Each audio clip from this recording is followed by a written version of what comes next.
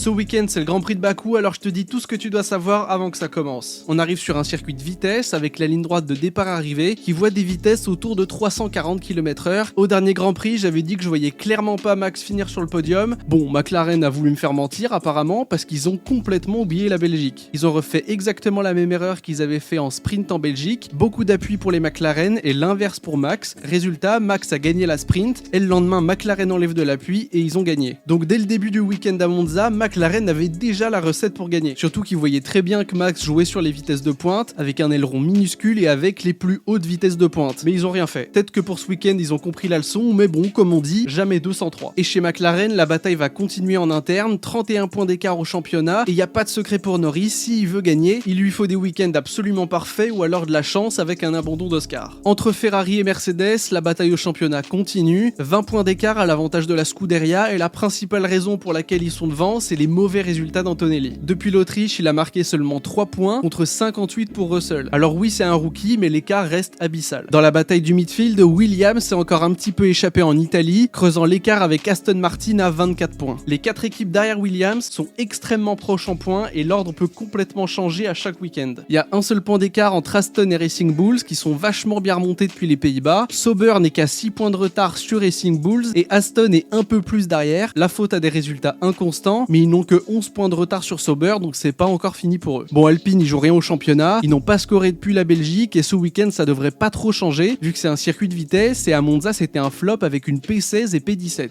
Mais attention, Bakou, c'est un Grand Prix qui est souvent plein de surprises, donc on peut avoir de l'espoir pour Alpine. Allez, on se retrouve lundi pour le débrief.